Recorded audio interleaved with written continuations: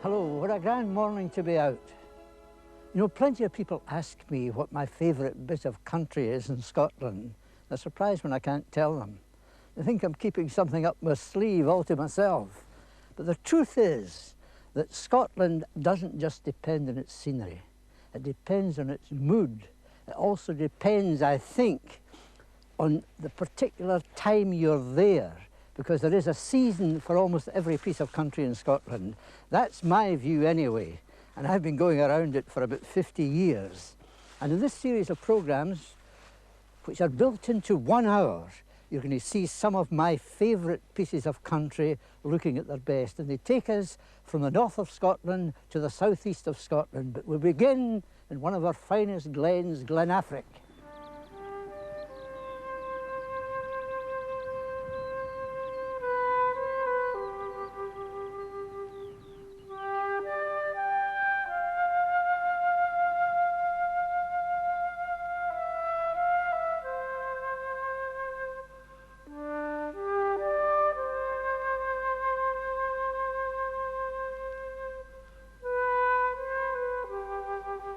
Well, I thought the brilliant sunshine was too good to last. The sun would have roasted you yesterday, and today I've moved into winter, into Glen Affric. I must say, though, it's really a marvellous scene. A fairyland. All the birch trees here are almost like Christmas trees. Great bluffs with icicles hanging. Below me the river with great lumps of ice. Few pine trees. This is just the very edge of the big forest, the primeval forest of Scotland. And thinking of how it came to disappear, one of the possible explanations, apart from the early burning by man, may have been that the climate moved against it. Because when the original forest grew up, Scotland, in fact, had a marvellous, sunny, dry climate. And that was before man came to it. The evidence is only in the peat bogs. If you're looking for a special bit of big, untamed Highland country, you could hardly do better than come here. It's easy to get the feeling that there's nobody else in the world except you. And it's not just because the hills are the highest in Scotland, north of the Great Glen. No, it's the way it's cut up by wooded rock bluffs. In fact, you've got to traverse 10 miles of narrow road before you come to an inhabited house. You're more likely to meet a red deer than a human being.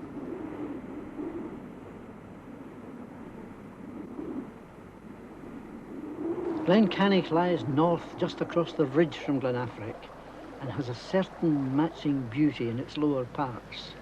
First time I came here was long before the hydroelectric dam had been built across it, turning 2 lochs into one. The dam itself, 2,500 feet long, 116 feet high, makes it the biggest in Scotland. And from its top, looking down it, you realise how high up you are. And away to the west, the 2 sheets of water, now turned into one. Donald McLennan has seen the changes because he was a deer stalker here. That's the new Loch McLaren, 9 miles long, and you've spent a lot of years as a gillie in this loch. 10 years as a trout fishing gillie in the summertime.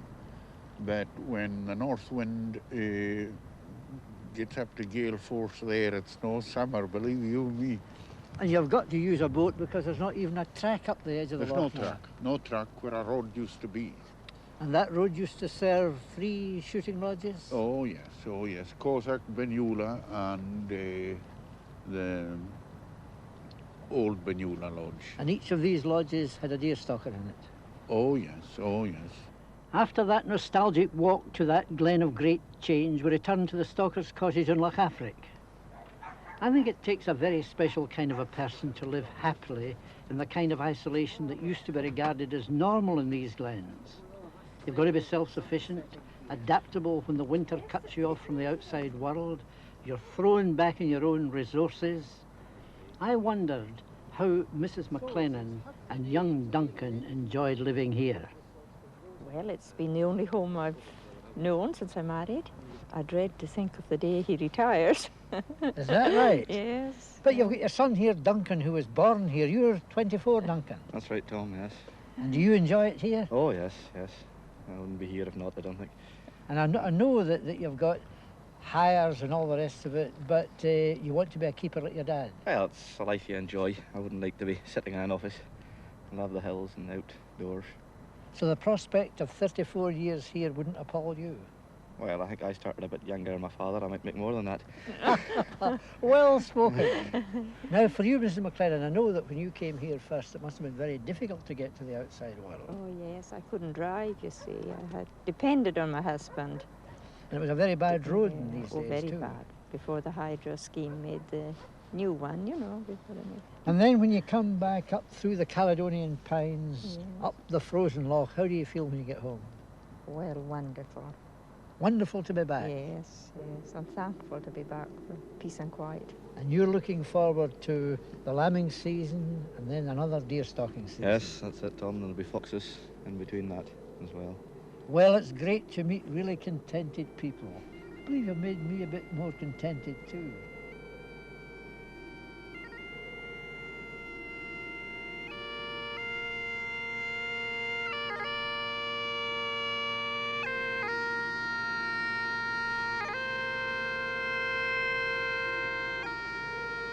Finlay McRae playing a pibroch against the pine trees he's loved and cultivated. There's an old Highland saying, Buin mar and Gushus, which means lasting as the pine. And I think that's true of its people as well. Where we were was the most northerly point of Bonnie Prince Charlie's, and I didn't know that the first time I came there. I saw it was a hard country, a lot harder for Bonnie Prince Charlie, because when he got there, he had discovered that the ship he was hoping to get from the north had sailed. So he had to retrace his steps right across the Great Glen and back eventually through the rough bounds of Moidart. I first came to this country when I was a boy of 16. In one way I was like Prince Charlie. I too was looking for an escape from the tenements of Glasgow, and I certainly found it here. Moidart, a wild country between Loch Nevis and Loch Hourn. But for me, the real delight was that the country was absolutely empty. I craved it. I didn't have any kind of insight into history at all. This was the world I wanted, just to be, I suppose, an animal living in a marvellous world. In fact, I described myself later as all body and no brains. A couple of magnificent wild goats up there, real hairy jobs with tremendous sweat-back horns. Well, it's the kind of thing you expect to find in a place like this, although usually when it's just as wet as this, the wild goat doesn't do so well. And this is one of the wettest parts of Scotland.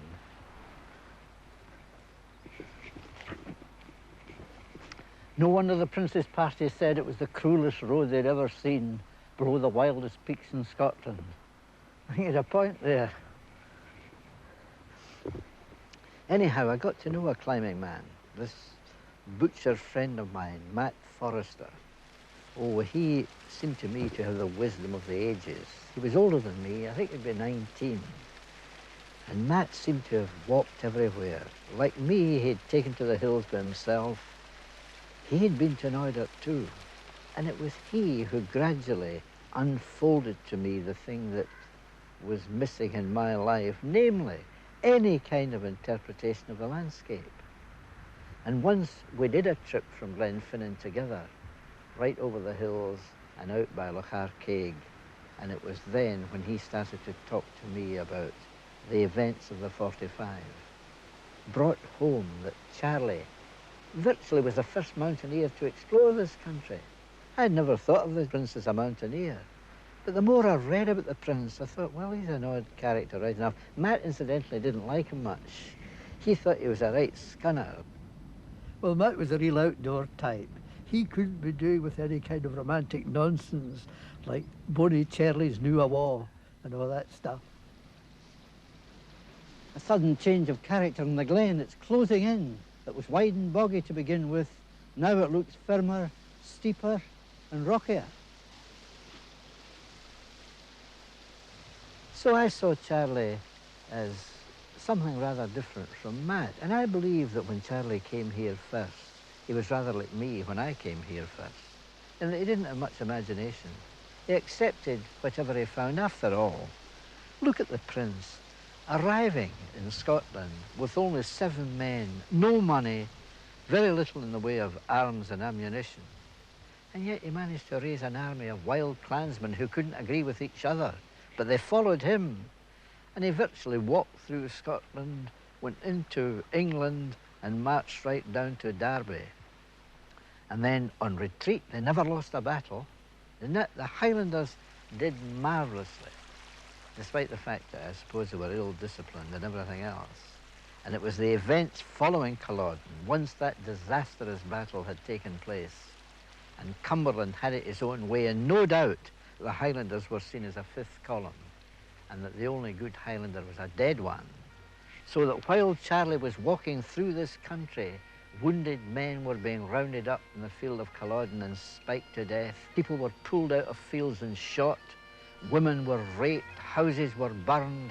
The idea was to teach the Highlanders a lesson. So I started to look at this country a different way.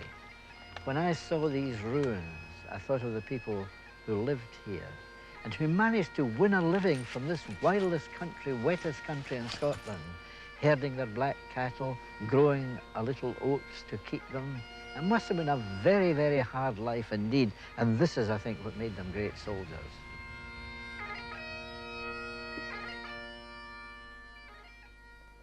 Following the failure of the 45, the bagpipes and the kilt were prescribed as articles of war, forbidden.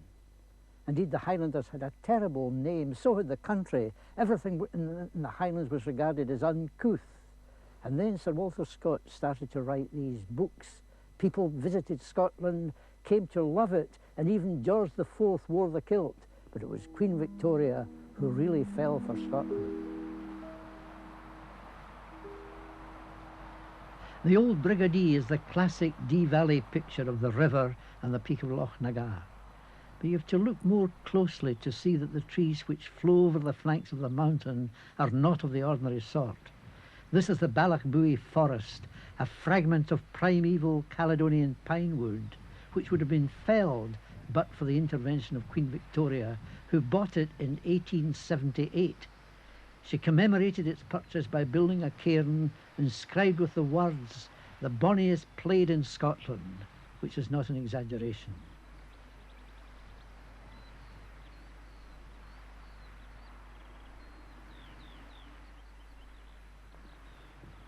This is the main driveway to the castle grounds, with access across the Dee from Crathy.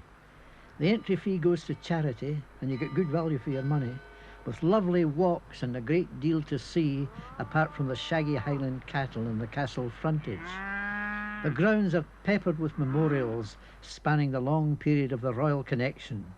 Willie Ross was the Queen's piper, and the tradition carries on with Pipe Major McCrae.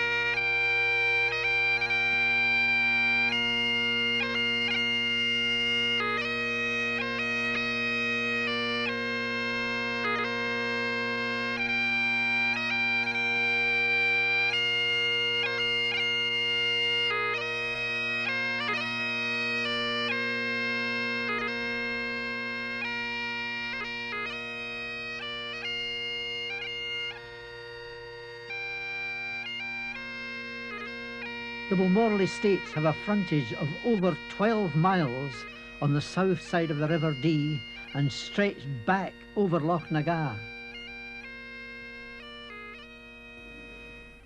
There was so much to see, we could have spent a long time here. When Queen Victoria came to Balmoral with Prince Albert for the first time, she was not much older than Diana, Princess of Wales. The tragedy of Balmoral is that Prince Albert, who worked so hard to make the estate the place it is, died at 40 of typhoid fever. He was to have only 7 summers in the new castle he built.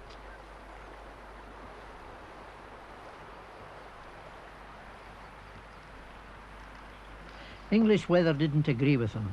He always felt better on Tayside. Right from the beginning, the royal family worshipped locally at Crathy. Queen Victoria laid the foundation stone in 1893 of a kirk with a special entrance to be known as the Queen's Porch.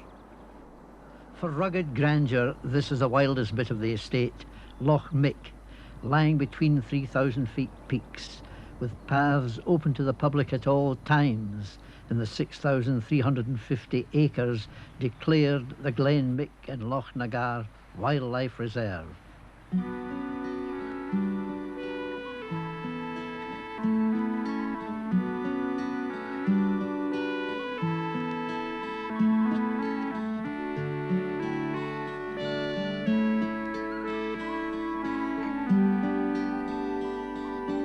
This was Queen Victoria's favourite bit of Balmoral. In her later years, she built the glass-out shield under Loch Nagar, and it became known as the Widow's House. And it was then that John Brown, son of a Crathy small farmer, became her greatest consolation. He'd begun at Balmoral as a stable lad, he'd become a gillie, and then a great favourite of the Queen and the Prince Albert. Eventually, he is said to have had a great influence at Balmoral as he became the Queen's companion. In her second book, published under the title More Leaves from the Journal of a Life in the Highlands, she pays him a great tribute, thus: "To my loyal Highlanders, and especially to the memory of my devoted personal attendant and faithful friend, John Brown, these records of my widowed life in Scotland are gratefully dedicated." Perhaps it is appropriate, therefore, that this bit of the Balmoral estates has been given over to the common man. So Balmoral belongs to us all now, in a way that Queen Victoria could never have envisaged. Queen Victoria was the first monarch to be loved by the Scottish people, but the great castle of Taymouth, which she visited in 1842 on her first visit to Scotland, lies empty today. And Loch Tay itself, once entirely owned by the Breadalbane family, has been fragmented, and many of the cottages are now holiday homes or lived in by retired people. I'm going to visit one special person.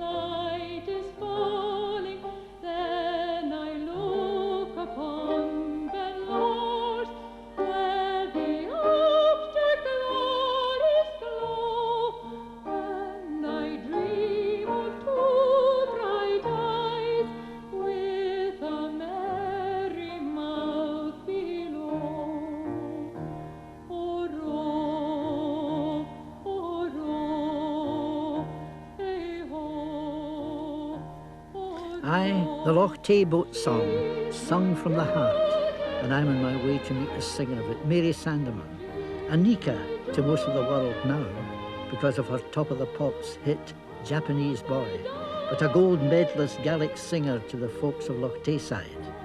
Mary's father, Pat, has had a love affair with Loch Tayside all his life, and ever since she was a wee girl, Mary has been coming here at weekends and on holidays, so she regards it as her second home.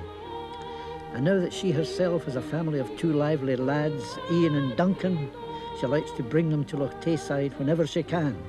I feel lucky to have timed my visit so nicely. She's certainly looking well.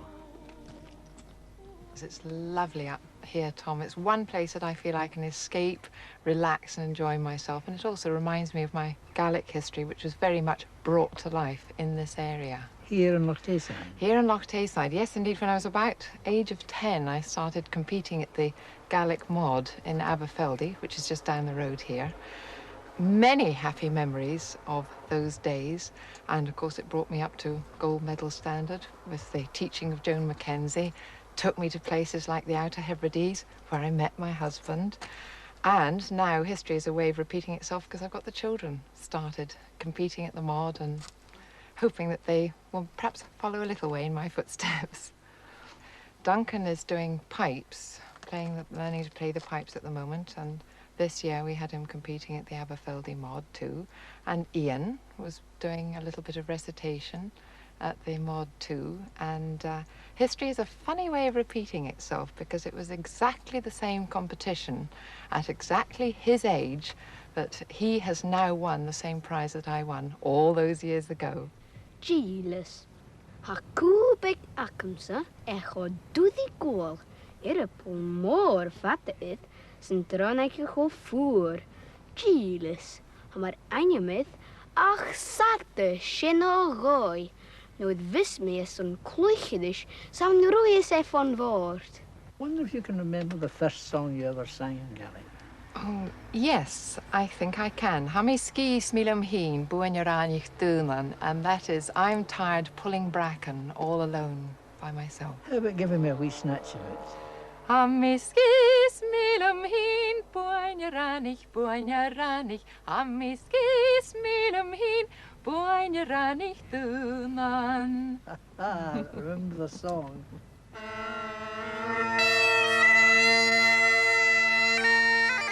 Mary owes her interest in Gaelic to her father, and it was he who started her eldest son, Duncan, on the pipes 2 years ago. His tutor now is Mr. Simpson, who teaches schools in the central region. He's playing as Collins Cattle, and very expertly too.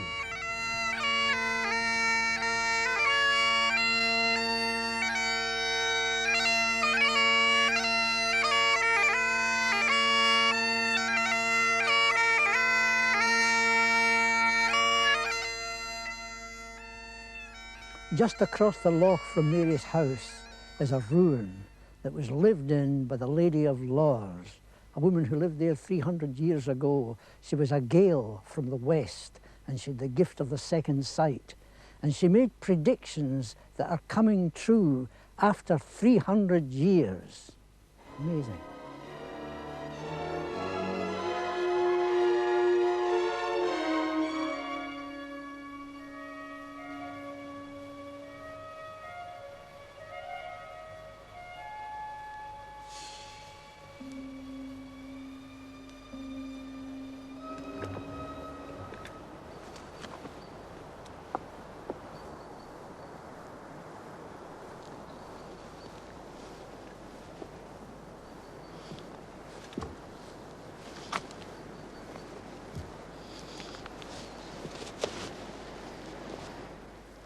This is the old village of Lors, and this was the house of the Lady of Lors. She was an Appin Stewart from the west coast of Scotland, and she came here about 1650. She married a John Campbell of Milton Farm, this farm. She was an extraordinary person, and local folk soon looked to her because of her wisdom and shrewdness. She had the gift of the second sight. And it was proved in one of the earliest things she said. They were building a kirk next to this house.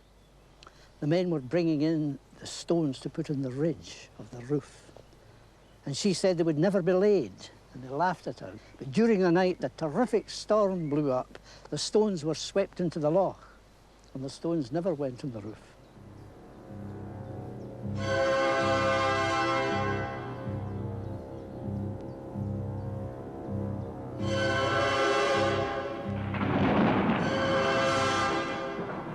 She planted an ash tree, and she said when it reached the gable, something would happen.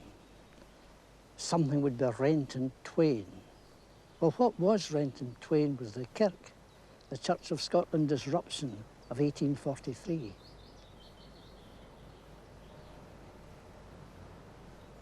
The Lady of Lors was buried below the ash tree, but before she died, she said that evil would befall anybody who cut it down. And the tenant of this farm did cut it down in 1895. and he was gored by his own Highland bull and died. The man who assisted him lost his reason and had to be locked away in a mental institution, and the young horse that pulled away the timbers died unaccountably. For the Campbells of Glenorchy, the Lady of Lors had a great antipathy and delivered predictions about them which became known as the Curse of the Breadalbans. She forecast they would reach a height of glory, then decline to nothing. And they were at the height of glory when Queen Victoria and Prince Albert were guests at Taymouth Castle in 1842. In 1681, the Lady of Lors had said the earldom would not descend beyond a grandson in one line. It happened in 1782 and again in 1922 to the next in line. Listen to this prophecy by the Lady of Lors about the Breadalbans. While there is a MacLaren in Balnasoon, there will be a Campbell in Breadalban. And as the mourners gathered at the farm for the funeral of the last of the MacLarens, the newspapers reported on that day the sale of the last remnant of the Campbell estate.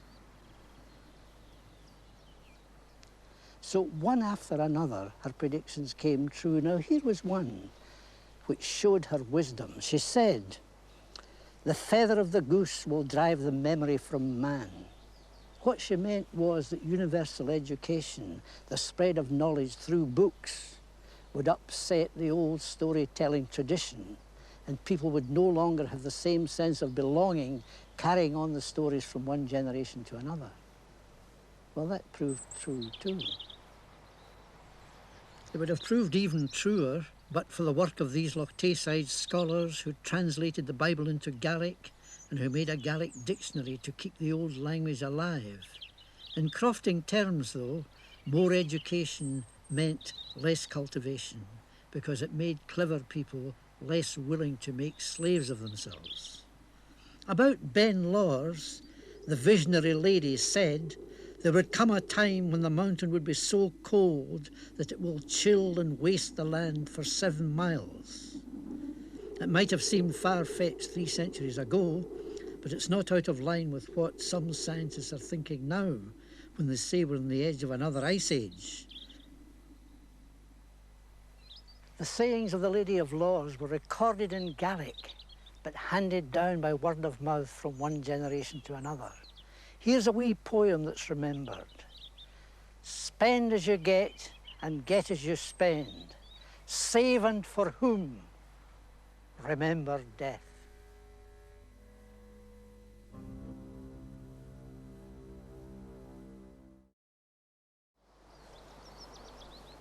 To reach the remotest islands of Scotland, you need your own boat. And the island of Mingulay, lying at the end of the Outer Hebrides, which themselves stretch 120 miles, is some place to arrive. An island of great cliffs, a sandy bay, and a few ruins, and a wee road that runs through them. Yo-ho, boys, let her go, boys, swing her head round and all together. Yo-ho. This is Mingulay, the Bird Island, 90 miles from Oban and Ulster, right out in the Atlantic. There's only 1,500 acres of this island, and there's only a tiny hollow where man could gain a foothold. But 100 years ago, 150 people lived here, crofting in this little corrie. Now, this corrie happens to be fairly fertile for a very excellent reason, that the big Atlantic winds blows the sand and converts what would be very infertile soil into soil that will grow oats, barley, potatoes, vegetables. And from what I hear, 100 years ago, these people were able to grow excellent crops. I'm told the women loved living in Mingulay, but for the men it was a very different story because they had to fish these very stormy waters. Now, it wasn't the stormy waters that really worried them. It was the fact that they didn't have any real landing place, a very vital consideration when you live in a lonely island. This is the heart of the new village of Mingulay. The new village because when it was resettled, they built the village further back from the old. The blowing sand is covering up the old houses, and it's beginning to do the same here. The only substantial house, the one with the orange roof that's really lichen, kind of crotal, was the priest's house. But so far as I can gather, it was never really occupied because the people were preparing to evacuate this island by the time the chapel and the house were getting ready, about 1908. Well, it was an adventurous life for them here because you had to make the most of the short summer, and often in the winter time you'd be cooped up, and the only thing you could do, I suppose, would be do the ceilidh, tell the stories, and these stories survive because of this oral tradition which is so strong in the Outer Hebrides. I love the story of the Culloden man who came back from fighting with Bonnie Prince Charlie, and he must have thought, my God, it's great to be home in safety.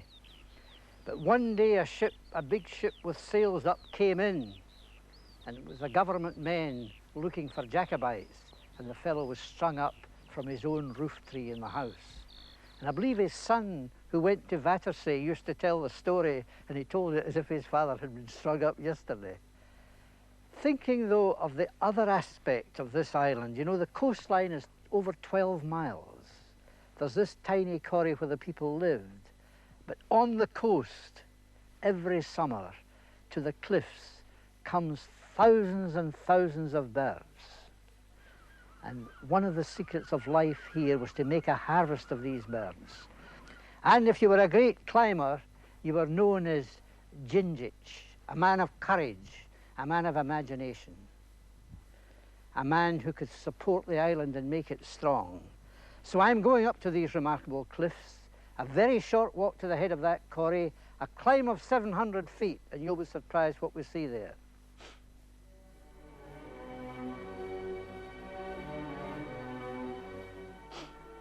Well, what a great moment when you come up to the edge of the green, and suddenly, as if a great knife had sliced the mountain, that cliff, 700 feet.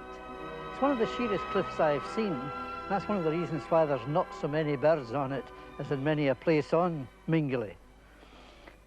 It's still got that certain something that makes you realise while folk lived in Mingulay, there were so many songs written about it, and even when they left it, they still talked about Mingulay from the island of Battersea.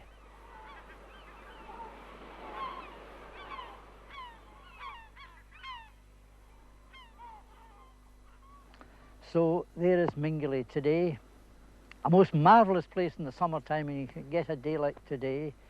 The tremendous contrast of that beautiful sandy bay, great atmosphere, suddenly this shearing away to the vertical cliffs, and around the coast, the cliffs where the great climbers used to go after the birds. If you were the Gingich, you could leap from a boat, climb up, take your haul of birds, and back to the village, and no doubt there was great rejoicing. Well, maybe someday people will come and live in Mingulay again. I would like to think so. It could certainly support people. People expect a lot now, but people are getting tired, maybe, of all the touch of living in great cities. There is plenty of peace here. It's a place I'll come back to, certainly.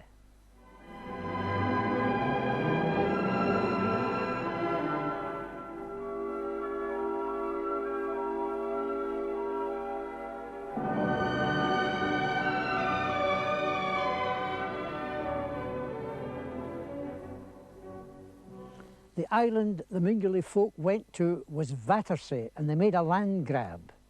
They took over the land, dug plots, built huts, and some of them went to jail for taking illegal possession. But there was an outcry. The government gave way. And I've gone to Battersea in order to meet none of the songs to hear about the old life in Mingulay. In the early days when the walking songs were composed, there were no papers or anything. And whatever happened to them, whether it was a fortune or a misfortune, was put down in song and story. And the walking songs were a must in those days. That was the way they walked the cloth, you know, to make it shrink. When it came out of the loom, it wasn't fit to be sewn into garments or blankets or anything. And this walking business put it together so that it shrunk in such a way that it could be sewn, divided into garments and blankets and quilts and everything. That's what the walking was for. Could you sing us a walking song, Nan?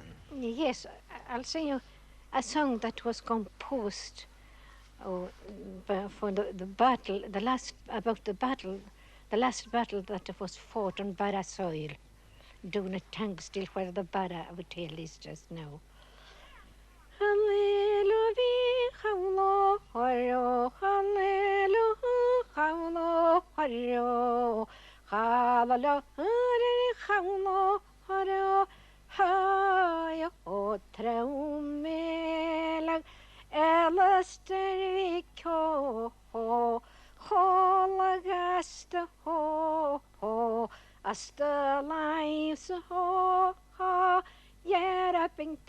Bach traumelig, hallelu vi hallelu harro, hallelu hallelu harro, hallelu hallelu harro, hayo traumelig, as the lives ho, jerapinta bach ho, verauchtjurm ho, Lachnam jechtle traumelig, hallelu vi hallelu harro, hallelu hallelu harro, hallelu hallelu harro, hayo traumelig.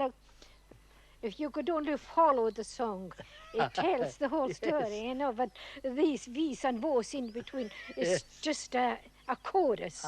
And when they composed these choruses, anything could fit in the song.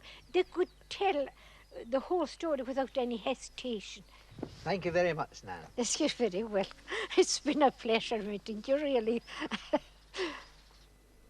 I'm sorry to have to tell you that none of the songs has passed away since that film was made, but her stories live on through her recordings.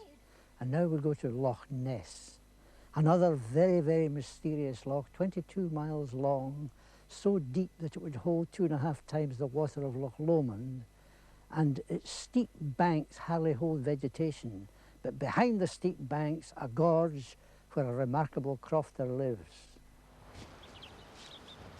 Hello. Ah, hello, Tom. Well, Gordon, your name is Gordon Sutherland, unless I'm mistaken. Ah, you're right. Met you once years ago, but I've forgotten. I know. It must have been 10 years ago at least. And I know you're an Arcadian who farmed in Perthshire. Yes. And now you're a crofter away above Loch Ness. That's right. And when I came here and got this piece of ground finally, there was nothing on the ground at all as far as a building goes, not even an old ruin. So obviously I had to find somewhere to put the tractor and the hay and find some shelter to myself. So I started to build a shed, primarily for the tractor, but I actually put on a bit on the end, which I called the cabin for myself. The authorities insist that I build in natural materials, which to me was wood, but to them it was concrete blocks, traditional material anyway. So I wouldn't build a house in concrete blocks, and I just more or less insisted on building it in timber, so I got away with it. Because these are quite Scandinavian in appearance. A bit Scandinavian in appearance, because I have lived in Norway a lot, and it's got a certain Scandinavian flavour about it. And are these antlers relics of Scandinavian days? Yes, one of them, yes, the reindeer I found on the Hardangervidda, from a dead reindeer. I remember lugging it back on my back for about an 8-hour walk and putting it on the roof of the Land Rover, and I had to take it off the roof every time I went through a tunnel because it was, and I was stared at all the way back through Britain with antlers on the roof, but that's where they came from. How big is this particular plot of yours then? It's roughly 50 acres, but the surveyor found it so difficult to measure because it's all gorges and precipices that he just sort of gave it up and said it's about 50 acres. I think it is, but 30 of arable crofting land and the rest sort of scrub, oak woods and rocky gorges and cliffs, etc. And coping with the gorge, you know, you've got land on one side of it, land on the other. How do you solve that problem? That was a major thing to overcome. I happened to be reading a National Geographic magazine, and I saw this sort of rope cableway thing across a rushing mountain stream in the Andes. And I said, that's the very thing for me. That's just exactly what I'm going to do. So that's exactly what I've got there now. Just a sort of pallet with dangling from wires and a little primitive pulley and a rope across from tree to tree, and pull myself across on a rope. And that's worked very effectively for 3 years. Well, you make it sound easy, but it must have been quite difficult to construct. Well, it was difficult, yes. Getting the first cable across was the most difficult thing. But I had to fling a rope down into the gorge and abseil down it and climb up the other side on a rope and then get the cables pulled across. And I have a hand winch, which was an extremely useful thing. Couldn't manage without it. So I tightened up the cables with this hand winch and got it erected that way. And have you absolute faith when you go across space? How far above the gorge are you? Well, it's about 150 foot, I think. I have complete faith, luckily, yes, yeah. The first journey was the worst one. I really was very frightened when I sort of said, well, here we are swinging over for the first time, but I've done it thousands of times since then. I must have faith in it. I don't think there's anything could really break. It's danger of sticking in the middle and shouting dismally for days till somebody came, but it's never happened yet. Well, I've been keeping off your work long enough, Gordon. I think I better let you get on with it. No, it's been interesting speaking to you, indeed. It's been great. You're looking very fit. We travel far now to the southeast of Scotland, where the Lammermuir Hills plunge into the sea in a sensational wave of cliffs. The road doesn't run anywhere near them, and it gives one of the finest walks in Scotland. And one of its great features is the bird life that throngs the cliffs, and also the sense of history, because here was a great haunt of robbers.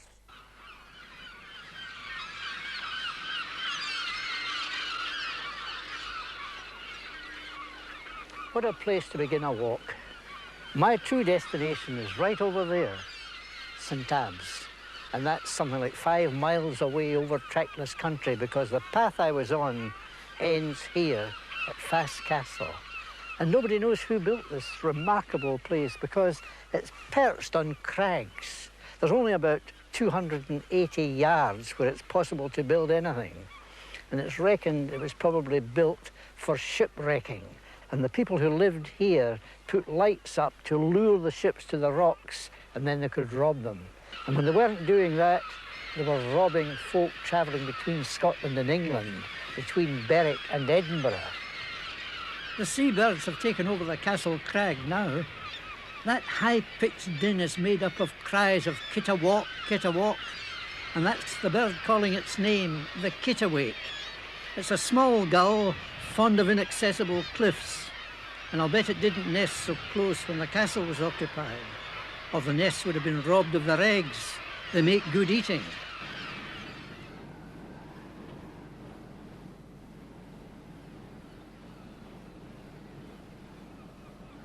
A bit windy up here. I'm about halfway to St Abbs, on the edge of the highest bit of cliff, and it's called Ern's Hugh, named after the white-tailed eagle, proving that bird once nested here. Modelled in this lovely low light, it reminds me of the Cornish coast. And just as Cornwall was notorious for smuggling, so is this bit.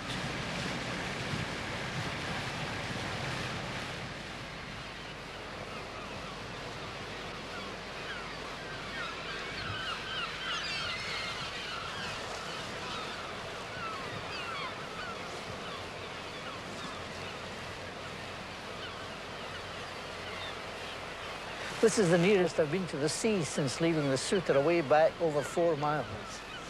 Coming over the top, you're quite unaware of the strata until you get around here.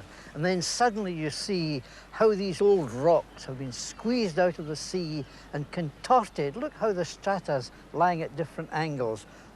Vertical there, horizontal, twisted into arcs, under immense pressure. I don't know how many million years ago, but about 400 million years ago, there was tremendous volcanic activity. And that accounts for how the rocks, the very hard rocks, pinkish in colour, make St Abb's Head right above me, there. And on this side, we've got a different colour of rocks, the Silurian rocks, the most ancient rocks in southeastern Scotland. The sudden change of scene results from the break and rock formations, and man has used it to improve on nature by building a wee dam to make the Weir Loch, planting it with trees and bushes, a marvellous place for small birds at migration time. When exhausted by bad weather over the North Sea and they hit the cliffs, they drop down to this spot. And it's now a wildlife reserve owned by the National Trust for Scotland. They bought it in 1980, but for a few years before that, it was a Scottish Wildlife Trust Reserve, and they still play a part in managing it. This amazing fretwork of cliffs and saw-toothed headlands is the main part of the Wildlife Reserve.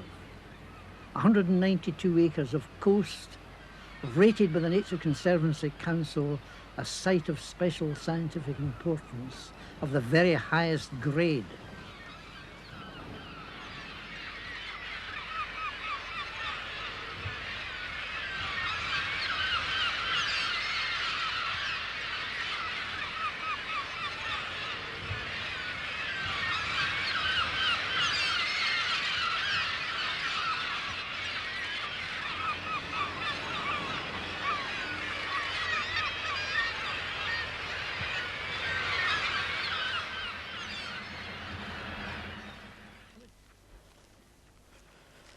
Marvellously quiet, and the walking, it's like being in a bowling green. How good, after the noise of the birds, this magical moment of silence in scenery like this.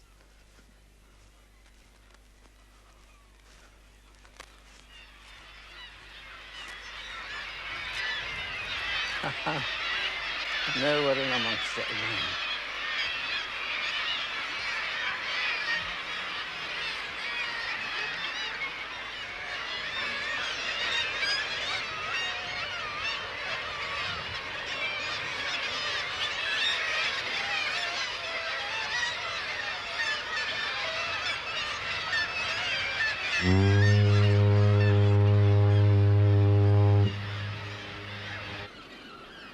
The National Trust for Scotland want people to enjoy this wild coast as it is, without signposts or restrictions.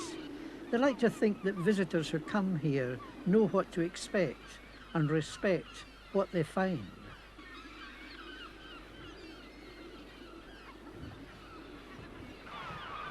I'm sorry to be leaving the head. It's been quite a revelation, the way the views unfold because the bumps conceal what lies round the next corner. That's St Abb's.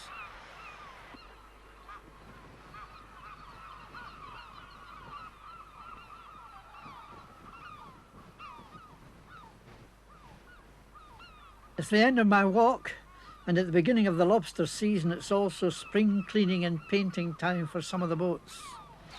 I'd say a couple of days in should be just getting really with a better price. Well, St Abb's is not always as quiet as this. It's a popular summer holiday resort. You would expect it in a setting like this. Quaint harbour, perched houses with red roofs, high cliffs, water as clear as in an aquarium. It's a great place for skin diving. But the precipitous nature of the coast has been a natural restraint and overdevelopment of tourism. So, a traditional way of life continues, and long may it be conserved. Speaking as a tourist, I like it this way.